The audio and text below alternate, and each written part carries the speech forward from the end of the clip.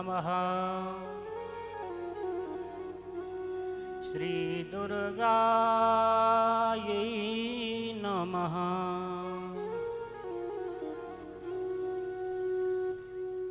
विघ्नेश्वराय वरदाय सुरप्रियाय लंबोदराय शकलाय जगद्दिताय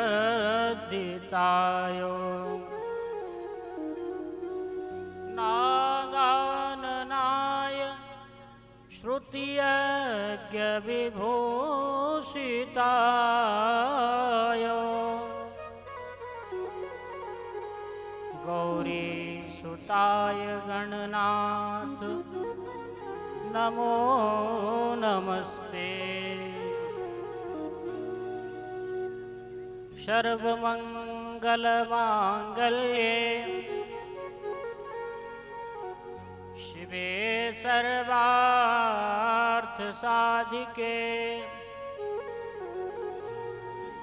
शरण्ये त्र्यंबके गौरी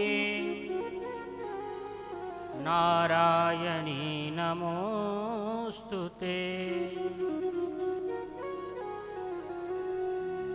गंगातरंगरमणीय जटाकलापं गौरी निरन्तरविभूषितवामभागम् नारायणप्रियमनंग मदापहारम्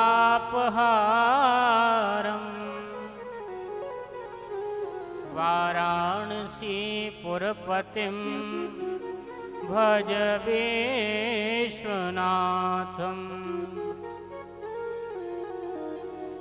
अतुलितबलधामम् हेमशैलावदेहम्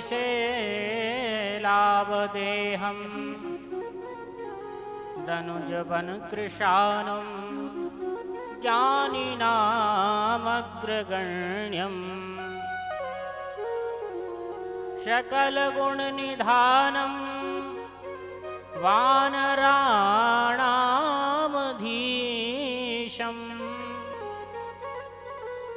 रघुपतिप्रियभक्तं वातजातं नमामि। जय जय श्री राधारमण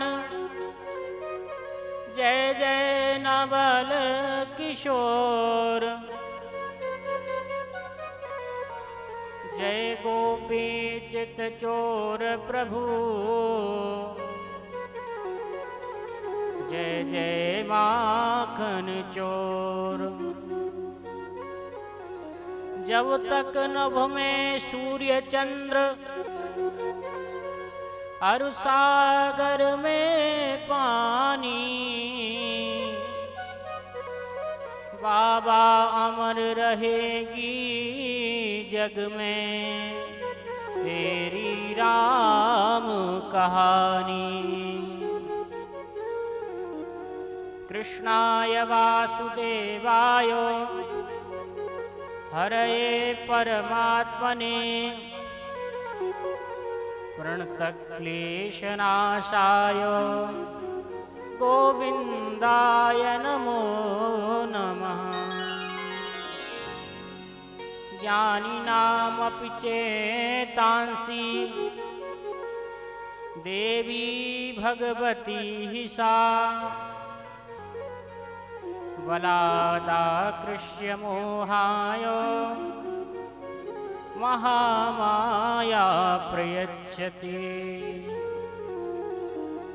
बोले जगदम्बा मैया की सच्चिदानंद भगवान की सर्वेश्वर भगवान की हर हर महादेव जय हो।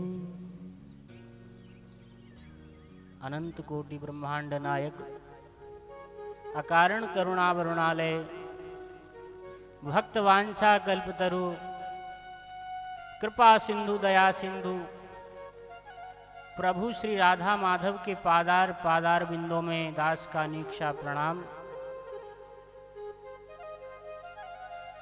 पराम्बा भगवती राजराजेश्वरी अखिलेश्वरी सर्वांतर्यामी सर्वाधिष्ठान स्वरूपिणी महामाया जगदम्बा के श्रीपाद पद्मों में दास का कूचा प्रणाम। राम कथा के रसिक रसिया प्रभु श्री हनुमान जी महाराज के श्री चरणों में वंदन। दृश्यादृश्य परिमंडल में उपस्थित समस्त सिद्धात्मा दिव्यात्मा मुक्तात्माओं के श्री चरणों में दास का बारंबार नमन। ममतामयी मातृशक्ति सुधीर श्रोता वृंद गोपाल बालको, इस यज्ञ कार्य के आधारभूत यज्ञाचार्य भगवान के श्री चरणों में अनेक्षा प्रणाम। सहयोगी समस्त विप्र मंडली को सादर नमन करते हुए हमारे संगीत की कला से सबको सराबोर करने वाले हमारे सभी संगीत कलाकार बंधु एवं इस कार्य के सिरोधार, इस कार्य को माध्यम बनाकर करने वाले हमारे पंडा जी एवं समस्त समिति के अधिकारी, सभी को प्रेम भरा जय श्री राधे, जय श्री सीताराम, जय माता दी। कल हमने जाना था कि धुंधकारी की मुक्ति प्रेत योनि से कैसे मुक्त हो गया, वे मुक्ति कैसे हो गई। तो ये पावन पवित्रतम ग्रंथ है, कोई साधारण ग्रंथ नहीं है, कोई साधारण किताब नहीं है। श्रीमद् भागवत साक्षात कृष्ण का स्वरूप है। श्रीमद् भागवत में आया है क्या? देखो भैया, जब भगवान सुधाम जाने लगे उसी समय उद्धव जी महाराज ने पूछा भगवान से, प्रभु आने वाला ये कलिकाल जो है बड़ा भयंकर होगा, इसमें आपके बिरले ही भक्त होंगे जो आपकी भक्ति में लगे रहेंगे। इसमें पाप प्रधान युग रहेगा। ये धर्म तो होगा लेकिन पाप भी बराबर होगा। धर्म और अधर्म दोनों का तुलनात्मक जो है एक जैसा रहेगा इस कलिकाल में। तो कहा ऐसा कोई साधन आप बताओ जिससे आपके जो भक्त हैं उनका उद्धार हो जाए, इस भव सिंधु से वे पार हो जाएं। तो भगवान ने कहा कि इसका कोई दूसरा उपाय नहीं है, मैं प्रत्यक्ष रूप से इस ग्रंथ में समाहित हो जाता हूं। भगवान एक दिव्य रूप धारण करके उस श्रीमद् भागवत में समा गए। बोलो श्रीमद् भागवत महापुराण की जय। तेने वाङ्मयी मूर्ति प्रत्यक्षा वर्तते हरे। भगवान का प्रत्यक्ष स्वरूप है श्रीमद् भागवत। ये ग्रंथ बोलते हैं इसको, श्रीमद् भागवत ग्रंथ। तो ग्रंथ किसे कहते हैं? जो हमारे हृदय की ग्रंथियों को, हमारे अंदर जो ग्रंथियां बनी हो उनको जो खोल दे उसका नाम ग्रंथ है। आध्यात्मिक ग्रंथियों को जो खोल दे उसका नाम है ग्रंथ, सदग्रंथ। वो श्रीमद् भागवत है। तो भैया कल हमने महात्म्य की चर्चा यहाँ पूर्ण की। आगे हम भागवत में प्रवेश करने से पूर्व देखिए, इस कलयुग में बताया गया है कि सबसे अधिक केवल भगवान नाम का आश्रय ले लो आप। आसीना संविसन तिष्ठन भुंजाना पर्यटन महिम चिंतयानो हृषिकेशो मपत्रन्मयम जगत। आसीना संविसन तिष्ठन भुंजाना पर्यटन महिम चिंतयानो हृषिकेशो मपत्रन्मयम जगत। आप बैठे हुए जा रहे हो तो भगवान का नाम लो, झूल रहे हो तो नाम लो, किसी भी स्थिति में हो तो भगवान का नाम नहीं छोड़ना चाहिए। तो भैया इस कलिकाल में केवल एक ही आसरा है, भगवान का सहारा, है ना। तो दो बार हम भी राम नाम को गुंजान मारकर थोड़ा बार सीताराम सीताराम सीताराम गाए जा, राम जी के चरणों में मन को लगाए जा। सीताराम सीताराम सीताराम गाए जा, राम जी के चरणों में मन को लगाए जा। सीताराम सीताराम सीताराम गाए जा, राम जी के चरणों में मन को लगाए जा।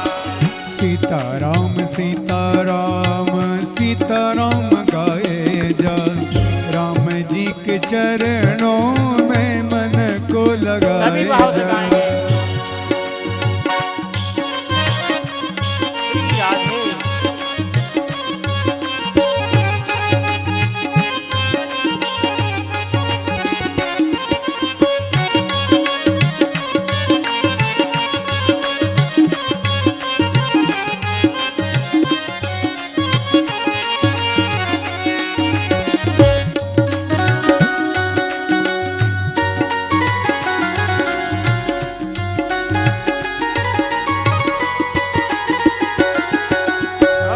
छोड़ सभी रिश्ते बस मान यही नाता, छोड़ सब रिश्ते बस मान यही नाता।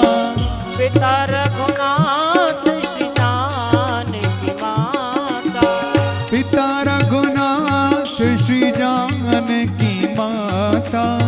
पिता रघुनाथ श्री जानकी माता। पिता रघुनाथ श्री जानकी माता। इसी भाव गंगा में, इसी भाव गंगा में डुबकी लगाए जा, राम जी के चरणों में मन को लगाए। ओ इसी भाव गंगा में डुबकी लगाए जा, राम जी के चरणों में मन को लगाए जा। सीताराम सीताराम सीताराम गाए जा, राम जी के चरणों में मन को लगाए जा। सीताराम सीताराम सीताराम गाए जा, राम जी के चरणों में मन को लगाए जा। जय हो, भगवान का नाम ही आपके साथ जाएगा, बस गुनगुनाते रहें भगवान।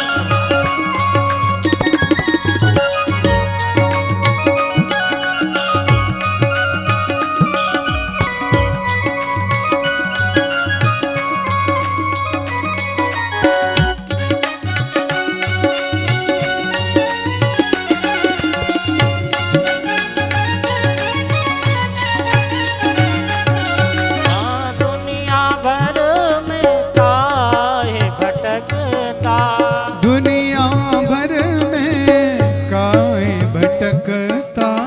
द्वारे द्वारे शीश पटकता, द्वारे द्वारे शीश पटकता। द्वारे द्वारे शीश पटकता। ओ द्वारे द्वारे शीश पटकता। हे राम जी के पास एक अलख जगाए जा, राम जी के पास एक अलख जगाए जा। राम जी के चरणों में मन को लगाए जय हो, जा। राम जी के पास एक अलख जगाए जा, राम जी के चरणों में मन को लगाए जा। सीताराम सीताराम सीताराम गाए जा, राम जी के चरणों में मन को लगाए जा। सीताराम सीताराम सीताराम गाए जा, राम जी के चरणों में मन को लगाए जा। सीताराम सीताराम सीताराम गाए जा, राम जी के चरणों में मन को लगाए जा। सीताराम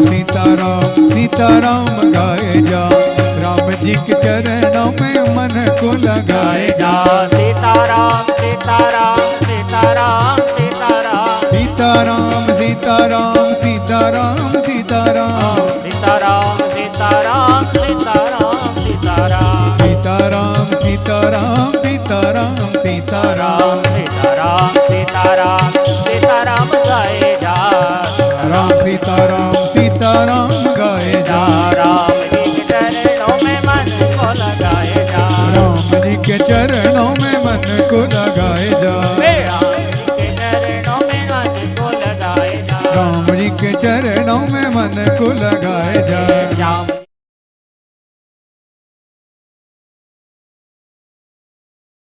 लगाए जा राम जी के चरणों में मन को लगाए।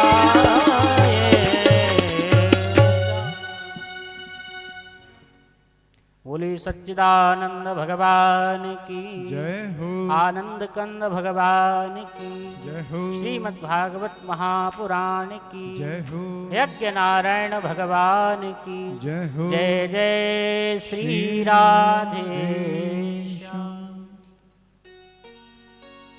भैया नाम की तो अपार महिमा है, कोई इसका पार नहीं है।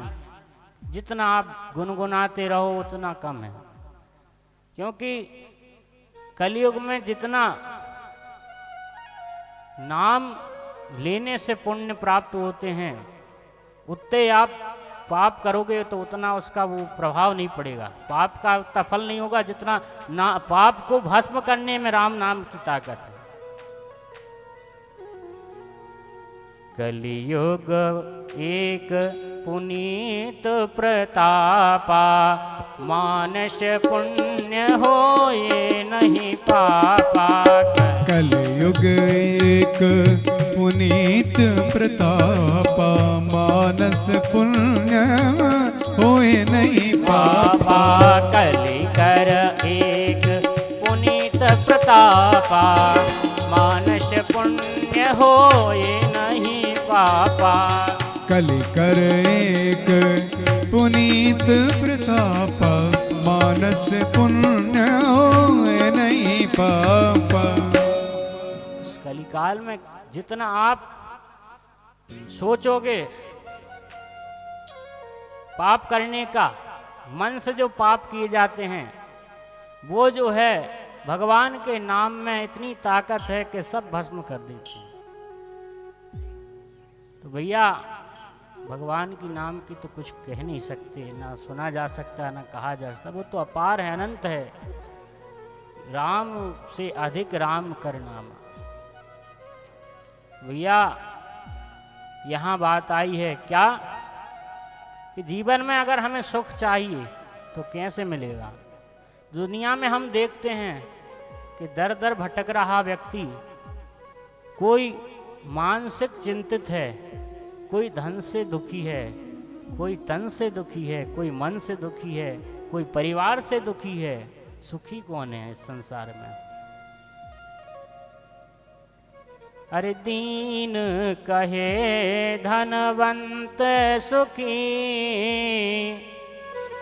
धनवंत कहे सुख राजा को भारी, राजा कहे महाराजा सुखी, महाराजा कहे सुख इंद्र को भारी, इंद्र कहे मोते ब्रह्मा सुखी, वो ब्रह्मा कहे सुख शंभु को भारी। तुलसी विचार करें जब, हरि भजन बिना शव जीव दुखारी। श्री राम भजन बिना शव जीव दुखारी। भगवान के भजन के बिना सभी दुखी हैं, क्योंकि इस संसार से आप कुछ आशा करोगे वो मिलना नहीं है। आप जैसा चाहोगे वैसा तो मिल ही नहीं सकता, कुछ ना कुछ उसमें कमी तो रहेगी। अगर आपको मिल गया तो आप पर प्रभु की विशेष कृपा है। ये संसार रूपी अजगर है। ये संसार क्या है? दुख का घर है। दुखालय अशाश्वतम। तो दुख के घर से अगर हम सुख की कामना करेंगे, सुख की इच्छा करेंगे, तो मिलने वाला है क्या? नहीं भैया। महाराज, इस संसार में जो आया है वो तो दोनों बराबर है, दुख और सुख। इनसे अगर परे जाना है तो भगवान की सत्संग का लाभ लें, भगवान की कथा सुने, भगवान का नाम का आश्रय लें, तभी इस संसार सागर से हम जीवात्मा पार जा सकते हैं। तो भैया आगे चर्चा आती है श्रीमद् भागवत में प्रथम स्कंद का जो मंगलाचरण है, तो इसमें एक देवता की वंदना नहीं की, किसी एक की नहीं है। यहाँ ना राम की वंदना की गई है, ना दुर्गा की वंदना की गई है, ना शिव की वंदना की गई है, ना भैरव की वंदना की गई है। कोई एक विशेष देवता की क्यों नहीं की गई? कि भैया अगर यहाँ हम जो है राम मम परम धीमहि बोल देते, तो कृष्ण के जो भक्त हैं वो बोलते कि ये तो राम ही की हो गई भागवत। अगर यहाँ कृष्णम परम धीमहि बोलते तो जो हनुमान जी के भक्त वो कहते बताओ ये तो कृष्ण ही की है। अगर माता रानी की अगर बोल देते दुर्गाम परम धीमहि, तो भगवती के भक्त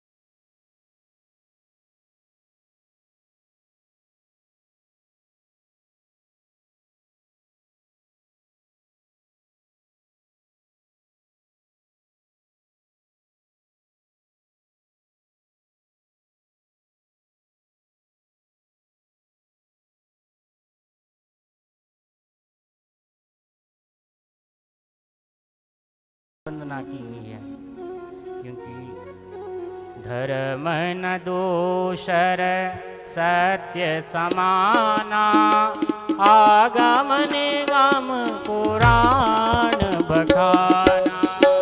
धर्म न दूर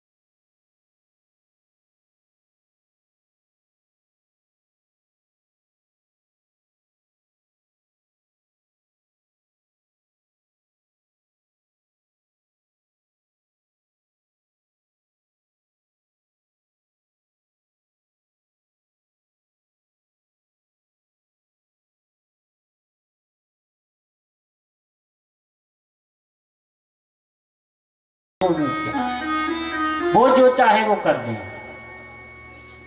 करी बिन कर्म करहि विधि नाना, जो बिना करे सब कुछ कर देता है, उसको करने की क्या आवश्यकता है? उसकी इच्छा मात्र इस संसार का पालन होता है और वो अपने भक्तों पर विशेष कृपा करते हैं। ऐसे सत्य स्वरूप परमात्मा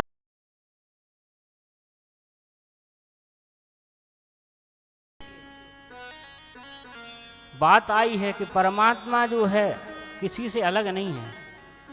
एक बात आती है, एक पिता था, जब वो जाने लगा तो उसके 3 पुत्र थे और एक पुत्री थी। तो 4 में बंटवारा होना था और बंटवारे में कुछ नहीं था, 19 ऊंट थे, 19 ऊंट। तो जब चला गया तो बंटवारा तो नहीं हो पाया। फिर बाद में लोगों ने कहा इसका बंटवारा कर लेते हैं।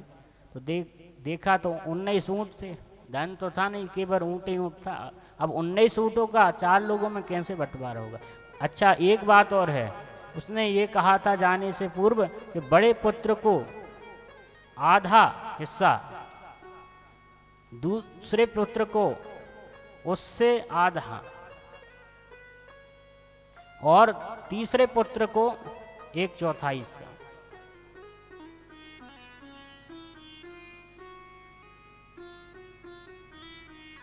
ऐसे, और एक जो पुत्री थी उनको भी कहा था जो बचेगा शेष वो पुत्री का रहेगा। तो यहाँ देखो भैया, 19 ऊंटों का बंटवारा कैसे होगा? अब जब नहीं हो पाया तो सरपंच के पास जाते हैं।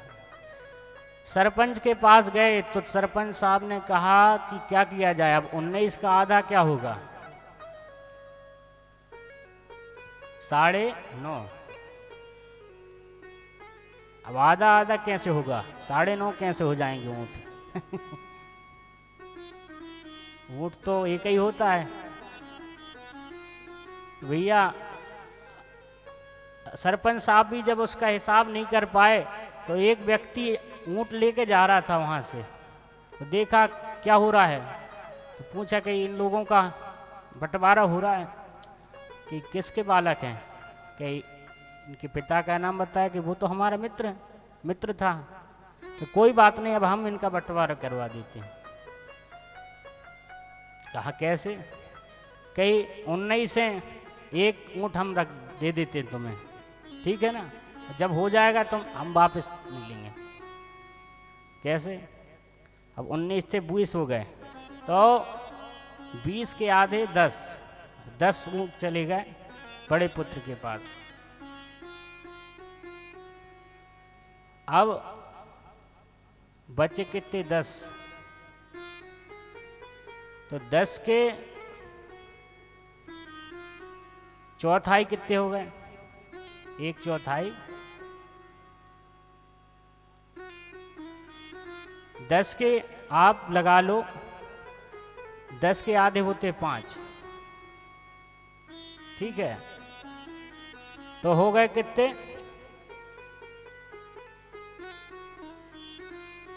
अब एक बचा तो एक पुत्री को दे दिया।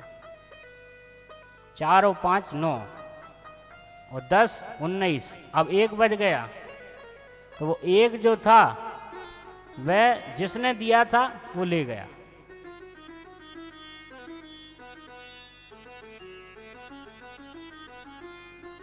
तो भैया इस प्रकार वो परमात्मा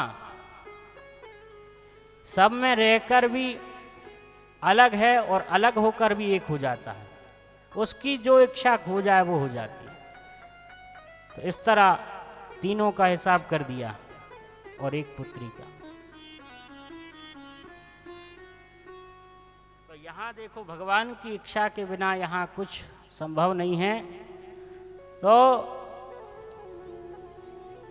आगे कथा आती है, सनकादिक जो ऋषि हैं वो यज्ञ कर रहे थे। 1000 वर्ष चलने वाला जो यज्ञ था वह भगवान की दर्शन की इच्छा से यज्ञ हो रहा था और वहीं जो है सूत जी महाराज बैठे थे। तो सब लोगों ने सूत जी का पूजन किया और उनसे प्रश्न किए, ये महाराज हम आपसे कुछ पूछना चाहते हैं। कि बोलो। आप तो परम कुशल हैं, परम ज्ञानी हैं, परम वेदता हैं। तो सौनकादिक ऋषियों ने जो है 6 प्रश्न किए हैं इस भागवत पर। वह 6 प्रश्न क्या हैं कि श्रेय क्या है, भगवान की पूजन करना श्रेय है क्या मंदिर जाना कल्याणकारी है, किसकी भक्ति करें, किसके दर्शन से हमारा कल्याण हो जाएगा, शास्त्रों का सार क्या है। अब हम कुछ ज़्यादा शास्त्र पढ़े नहीं कहना, तो कम समय में हमने जब शास्त्रों को नहीं जाना तो हमारा उद्धार कैसे होगा। किन श्रेया शास्त्र सारा सा स्वावतार प्रयोजनम, भगवान के अवतार कितने हैं और भगवान अवतार कैसे लेते हैं। जब वे अजन्मा हैं तो कौशल्या के यहाँ राम कैसे आ गया, देवकी के कृष्ण कैसे कहाया। जब वे अजन्मा हैं तो देवकी के कृष्ण कैसे हुए, भगवान के अवतारों की संख्या कितनी है। एवं जब भगवान कृष्ण द्वैपायन जो है द्वापर युग से जब अपने धाम को जाने लगे तो धर्म की रक्षा के लिए फिर कौन सा अवतार हुआ और धर्म किसकी शरण में गया। जब आपत्ति आई, संकट आया तो अवतार नहीं हुआ तो फिर धर्म किसकी शरण में गया। तो ये 6 प्रश्न किए सौनकादि ऋषियों ने सूत जी महाराज से। इन 6 प्रश्नों पर पूरी भागवत है। निगम कल्प तरोर्गलितं फलम शुकमुखादमृत द्रव्य संयुतम पिबत भागवतम रसमालयम मुहुरहो रसिका भुवि भावुकाया। निगम यानी वेद, वेद का पका हुआ फल है श्रीमद् भागवत। तो भैया जो वृक्ष होता है उसमें फल होते हैं, तो किसी फल में, आम में जो है गुठली होती है, लेकिन ये तो ऐसा फल है इसमें गुठली नहीं है, रस ही रस है, पीते जाओ बस। इसकी इच्छा कभी समाप्त नहीं होती कथा की।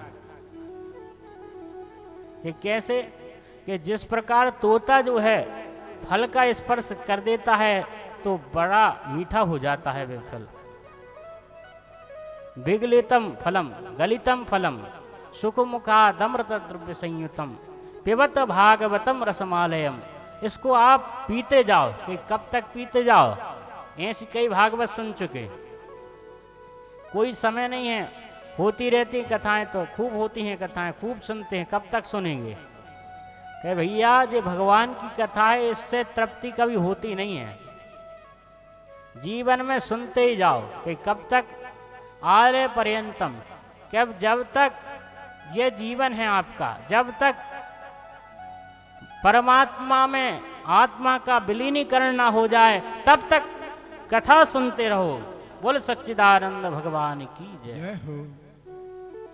तो भैया यहाँ वर्णन आया है, ये 6 प्रश्नों के उत्तर देने के बाद सुखदेव जी का ध्यान किया है सूत जी महाराज ने। सूत जी के गुरु कौन है? श्री सुखदेव जी महाराज। तो सुखदेव जी की चर्चा हमने प्रथम दिन करी थी। वही सुखदेव जी महाराज कैसे उनका जन्म हुआ। देखो भैया, श्री राधा जी के क्रीड़ा सुख हैं ये हमारी जो लाडली जी हैं गोलोक धाम वासनी राधा रानी, उनके साथ रहते हैं। तो वे जब राधिका जी कहने लगी अब हम जो है भगवान कृष्ण का जब जन्म होगा तो हम भी संसार में जाएंगे, तो सुखदेव जी ने कहा कि नहीं माता जी, आप जहाँ जाओगी हम आपके बिना तो रह ही नहीं सकते, और हम ऐसा कुछ बताओ कि आपसे हमारा प्रेम कभी ना छूटे। तो राधा रानी ने कहा कि तुम भी भगवान की कथाओं को गाओगे, कथा के द्वारा कई जीवों का उद्धार करोगे। तुम्हारे ऐसे भक्त होंगे जो 7 दिन कथा सुनकर उनका मोक्ष हो जाएगा। ऐसा वरदान दिया है। और सुखदेव जी ने से कहा अब जाओ तुम अंडे के रूप में जन्म लोगे। तो वही सुखदेव जी होता क्या है, यहाँ कैलाश पर्वत पे आ जाते हैं। तो यहाँ देखो भैया, एक बात की बात है कि शंकर जी और पार्वती जी, ये दोनों की चर्चा चल रही थी। और चर्चा चलते चलते शंकर जी चले गए अब ध्यान में, और फिर नारद जी आए। तो नारद जी आए हों, पार्वती जी के पास पहुँचे। पार्वती जी को प्रणाम किया कि नारद जी से कहा मैया ने कि बोलो महाराज, आप आज अचानक कैसे आ गए। तो नारद जी ने कहा मैंने संसार में देखा कितना दुख है, लोगों के दुख से मैं दुखी हूँ। नाना प्रकार की बातें होती हैं संसार में, एक से एक रहस्य, कोई किसी की बुराई, कोई किसी की, इसमें ही लगा हुआ है। लोग अच्छाई तो कर ही नहीं सकते भैया। जब एक साथ बैठते हैं तो जब देखो भैया मोहल्ले में आ जाती हैं कि दोस्त देखो तो कि उस घर ऐसा हो रहा था कि उसने उससे लड़ाई कर ली है, नाना प्रकार की बातें होती हैं। तो भैया ऐसे व्यवधानों से मैं दूर होकर आपके पास आया हूँ। मैया एक बात बताओ आप कि बोलो कि आपने कभी कुछ जानने की इच्छा की है शंकर जी से, भोले बाबा से, कि कैसी। कहा भोले बाबा आपको सब कुछ बताते हैं कि बिल्कुल, कि वो मेरे पति हैं, मुझसे क्या छुपाएंगे, क्या छुपेगा। और कि छुप तो चुका है, अब क्या कहो कि क्या। कि मैया आपने कभी ये पूछा है कि भोले बाबा के जो गले में मुंडों की माला है वो किसकी है। मुंडों की माला किसकी है साहब। मैया ने कहा हमने सब पूछा है, लेकिन ये नहीं पूछा कि ये मुंडों की माला किसकी, और ये उन्होंने बताया भी नहीं। अब यहाँ जो है नारद जी महाराज कहकर चले गए। अब यहाँ से नारद जी गए हैं, भोले बाबा वहाँ से आए हैं। तो भोले बाबा ने पूछा और भैया नारद जी कहाँ से आ रहे हो। कि अब हो गया हमारा काम। कि हाँ समझ गए, कुछ ना कुछ तो बात है। नारद जी बिना उसके जा ही नहीं सकते, कुछ बात ना बने तो नारद जी का काम ही है। नारद का मतलब क्या होता है कि जिसकी बात रद्द ना हो उसका नाम नारद है। नारम ज्ञानम ददाती थी नारदा, जो ज्ञान देने वाले हैं ऐसे नारद जी महाराज हैं। तो अज्ञानियों के ज्ञान को दूर कर कर उनके हृदय में जो ज्ञान की ज्योति जगा दे उसका नाम है नारद। तो भोले बाबा आए, मैया नाराज होकर बैठी, उदास होकर। तो बाबा ने कहा क्या बात है, आज आप इस तरह मुंह लटका के कैसे बैठी हैं देवी, किसी ने आपसे कुछ कह दिया क्या, कि मैया मैया में बात हो गई कुछ, कि आप ससुराल में कुछ बोल दिया आपसे, क्या बात है, कि मायके से आपको कुछ। कि नहीं, आप ये बताओ कि आपने इतना बड़ा सच क्यों आपने छुपा के रखा है, क्या है, कि क्या बात है। कि जी आपके गलों में मुंडों की जो माला है ये किसकी है। भोले बाबा ने कहा कि क्या करोगे इसको जान के। कि नहीं, आपको बताना पड़ेगा, आपने बहुत बड़ी बात छुपा ली है। पति पत्नी एक दूसरे को बात ना बताए तो क्या मतलब है? अरे सब नहीं बता पा रहे तो थोड़ी बहुत तो विशेष बात बताओ भाई। तो यहाँ जब मैया ने इस तरह क्रुद्ध होकर कहा कि आपको बताना पड़ेगा, तब फिर जो है भोले बाबा ने कहा ठीक है, ये जो है मुंडों की माला, जब हर युग में तुम सती हो जाती हो, दक्ष के यहाँ जन्म लेती हो, और सती होने के बाद जो तुम्हारे मुंडों की माला रहती है, मैं हर युग में धारण करता हूँ। तो मैया भावुक हो जाती हैं कि बताओ, आपने इतना बड़ा सच मुझसे छुपाया कि ये क्या रहस्य है?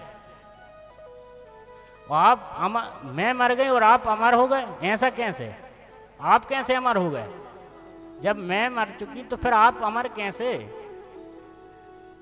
कहा ये अमर कथा है। ये अमर कथा कौन सी? ये भागवत कथा। तो कई आपको सुनाना पड़ेगा।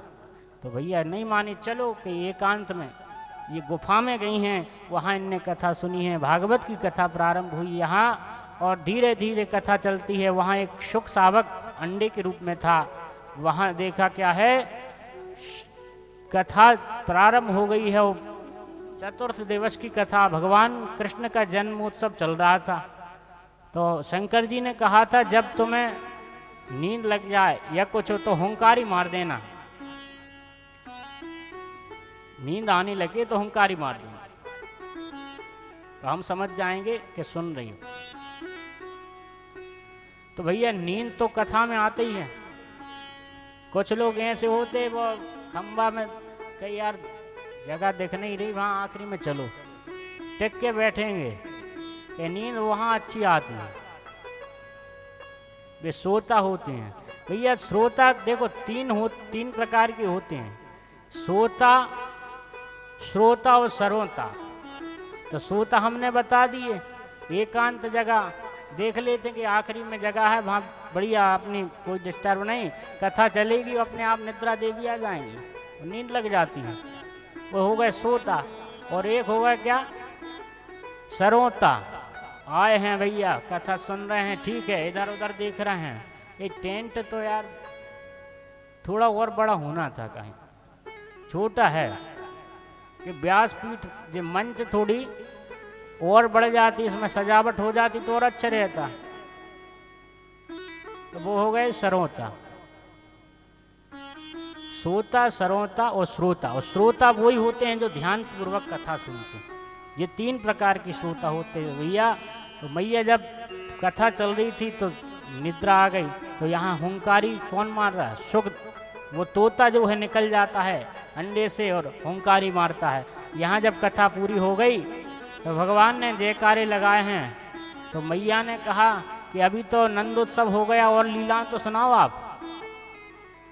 भोले बाबा ने कहा जी बताओ, कथा पूरी हो गई, आप कह रही हो कि अभी नंदोत्सव और भगवान की लीला, तो ये क्या है? तो कहा तो ये हुंकारी कौन मार रहा था? कि आप सो गई तो फिर हुंकारी।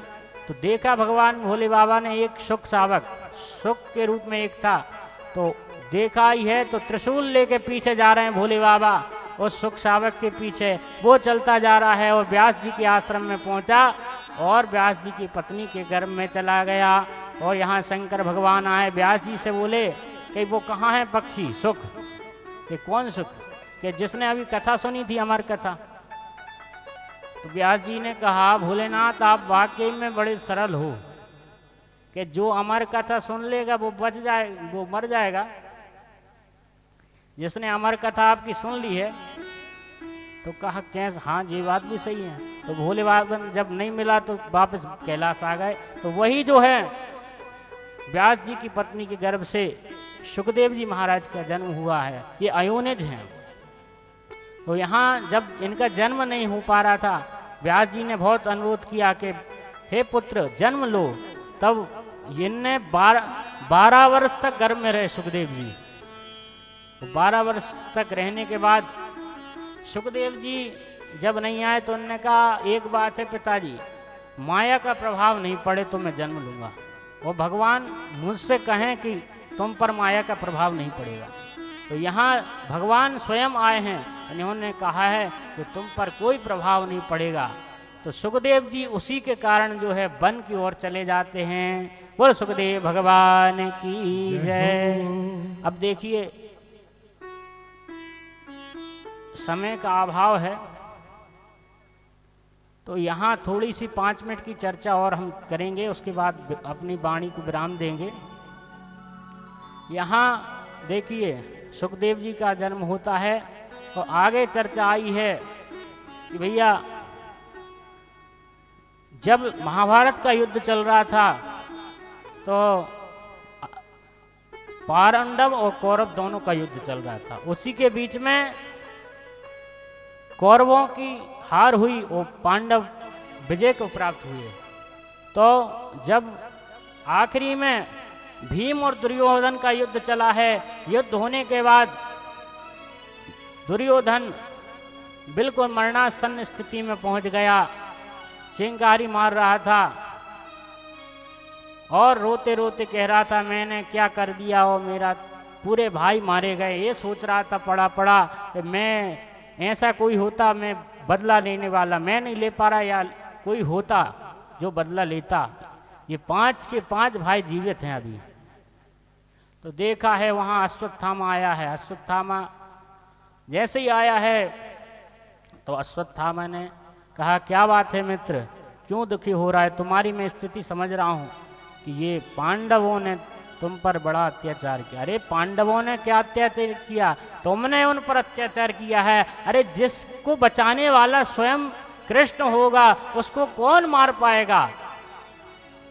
तो भैया इस प्रकार जब बात की है, ये अश्वत्थामा का तिलक किया है दुर्योधन ने अपने रक्त से, तो दुष्ट का रक्त से तिलक होने के कारण अश्वत्थामा की बुद्धि दूषित हो जाती है। ये जाता है कि मैं तुम्हारे शत्रुओं को छोड़ूंगा नहीं, तलवार लेके जाता है रात्रि में और शिविर के पास पहुंचता है। यहाँ क्या होता है, पांडव जो है भगवान पांडव के पास आते हैं रात में, जब ये सोते हैं तो सबको जगा लेके चलो यहाँ से, दूसरे शिविर में चलते हैं। वहाँ पांडव पुत्र सो रहे थे, ये पहुँचा है, इसने अपने खड्ग से पांडव के 5 पुत्रों का सर अलग कर दिया, धड़ को लेकर आ गया है दुर्योधन के पास। तो भैया दुर्योधन ने जैसे ही देखा एक एक के बड़ा पहले तो प्रसन्न हो रहा था कि हाँ बहुत अच्छा हो गया। तो यहाँ जब देखा क्या है, पकड़ के देखा है तो एक में ही सर अलग हो गया। तो कही ये पांडव नहीं, ये पांडव पुत्रों को मार दिया तूने। अरे भैया तूने तो ये वंश ही मिटा दिया, इसमें कोई जल देने वाला ही नहीं बचा। इस प्रकार कहते कहते उसने अपने प्राण त्यागे। यहाँ पता लगता है द्रौपदी को, द्रौपदी करुणा भाव से रोने लगती हैं। माता शिशूनाम निधनम श्रुतानाम निशम्य घोराम परितप्यमानाम। देखो भैया वो माता क्या होगी जिसके 5 पुत्र चले जाएंगे, उस माँ की स्थिति क्या होगी भैया। तो देखो रोने लगती हैं, किलकारियाँ मारती हैं द्रौपदी। तो जब यहाँ अर्जुन ने ठान ली थी कि तुम्हारे शत्रु को मैं नहीं छोड़ूंगा, तुम्हारे सामने मारूंगा, ये प्रण लिया है, तो भगवान और अर्जुन दोनों साथ में जाते हैं अश्वत्थामा को पकड़ने। यहाँ अश्वत्थामा को पता लगा कि ये अर्जुन आ रहा है, तो अर्जुन के ऊपर ब्रह्मास्त्र चलाया है यहाँ अश्वत्थामा ने। तो भैया तो अर्जुन घबरा गए। यहाँ अर्जुन घबराते हैं तो भगवान ने कहा अरे घबरा क्यों रहे, मैंने तुझे जानता है कि ब्रह्मास्त्र क्या है, वो ब्रह्मास्त्र लौटाने की विद्या भी तेरे पास है। वो तो केवल चलाना जानता है, तू तो लौटाना भी जानता है, जो तुझे गुरु से प्राप्त है। तो जा। ब्रह्मास्त्र जैसे ही टकराता है प्रलयकालीन दृश्य हो जाता है। यहाँ ताल तरंगे मचने लगती हैं, समुद्र में उल्कापात होने लगता है, ऐसा लगता है जैसे महाविनाश होने वाला है। दोनों ब्रह्मास्त्र टकरा जाते हैं, यहाँ शांत हो जाते हैं। इस प्रकार ब्रह्मास्त्र को शांत किया है। भगवान की प्रेरणा से अश्वत्थामा को बांध कर ले आए हैं। भगवान ने कहा इसको यहीं मार दे। कि क्यों? कई ये बाल हत्यारा है। बाल हत्यारा कोई भी हो उसको छोड़ना नहीं चाहिए। तो अर्जुन ने कहा कि मैंने प्रण किया था कि मैं द्रौपदी के सामने मारूंगा। तो उसको पशु के समान बांध कर ले जाते हैं शिविर में। अश्वत्थामा का मुख नीचे है क्योंकि वो अपने कार्य के कारण लज्जित हो रहा है यहाँ। तो जब यहाँ लाए हैं तो द्रौपदी ने कहा इसे छोड़ दो। मुंचता मुंचता मेषो ब्राह्मणो नितराम गुरु। छोड़ दो इसे, ये गुरुपुत्र है, ये ब्राह्मण है, इसे छोड़ दो। अरे एक माँ ही जानती है कि अगर उसके पुत्र चले जाते हैं तो उसकी क्या पीड़ा होती है। अगर इसको अपन ने मार दिया तो इसकी माँ भी इस तरह रोगी। ये गुरु का पुत्र है, तुम्हें तो पता होना चाहिए कि तुम्हारे गुरु ने तुम्हें क्या क्या विद्याएं सिखाई हैं। अब तुम उनके पुत्र को मारोगे? नहीं। तो भीम ने कहा मैं इसे नहीं छोड़ूंगा, इसको मृत्यु दंड दूंगा अभी। धर्मराज ने कहा द्रौपदी सही बोल रही है। तो जब ऐसी बात चलती है, देखो भैया कुछ भी हो, ब्राह्मण कितना भी अपराध करे उसको मृत्यु दंड नहीं दिया जाता। शास्त्रों में बात आई है ये सही ब्रह्म बंधुना बधो नान्योस्त देही का। ब्राह्मण कितना भी अधम हो उसे शारीरिक दंड नहीं दिया जाता, क्योंकि अगर आपने उसकी मृत्यु की तो ब्रह्म हत्या आपके सामने होगी, आपको कुल का नाश कर देगी। इसलिए इसको मृत्यु दंड नहीं दे सकते। तो क्या किया जाए? भगवान से अनुनय विनय की, आप ही रास्ता बताओ। तो यहाँ भगवान ने कहा कि वपनम द्रविणादानम स्थानान निर्व्यापणम तथा ये सही ब्रह्म बंधुना बधो नान्योस्तु दैहिका। कहा मानियों का अपमान ही मृत्यु दंड के समान होता है। कोई प्रतिष्ठित व्यक्ति का अगर भरी सभा में अपमान हो जाए वो उसके मृत्यु दंड के समान होता है। तो अर्जुन समझ गए हैं कि इसकी मणि को निकालकर इसके आधे बाल बना के इसको शिविर से भगा दिया उसका धन लेके। तो ये यहाँ इसको दंड देकर फिर भैया आगे की कथा आपको कल सुनाई जाएगी। हमारी सुश्रीय विदुषी श्री प्रभुता जी व्यास अब यहाँ मंचासीन होंगी। 2 बार भगवान नाम संकीर्तन, तत्पश्चात आगे की कथा हमारी विदुषी जी बाल विदुषी श्री सुश्रीय प्रभुता जी व्यास आपको अपने मुखारविंद से भगवान की दिव्यतम कथा का आनंद कराएंगे। 2 बार भगवान नाम संकीर्तन। जय जय राधा रमण हरि बोल, जय जय राधा रमण हरि बोल, जय जय राधा रमण हरि बोल, जय जय राधा रमण हरि बोल, जय जय राधा रमण हरि बोल, जय जय राधा रमण हरि बोल, जय जय राधा रमण हरि बोल, जय जय राधा रमण हरि बोल, जय जय राधा रमण हरि बोल, जय जय राधा रमण हरि बोल, जय जय राधा रमण हरि बोल, जय जय राधा रमण हरि बोल, जय जय राधा रमण हरि बोल, जय जय राधा रमण हरि बोल, जय जय राधा रमण हरि बोल, जय जय राधा रमण हरि बोल, जय जय राधा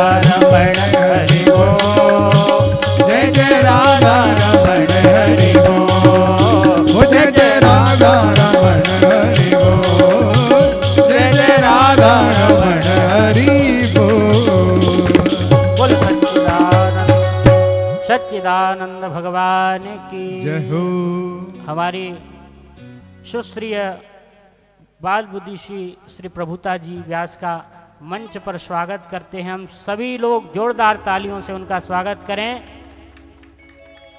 श्री झब्बूलाल दादाजी और श्री प्रेम नारायण खंडेलवाल जी से निवेदन है, आप आकर दीदी श्री का स्वागत करेंगे और सभी भक्त अपने स्थान पर खड़े होकर उनका अभिवादन करेंगे।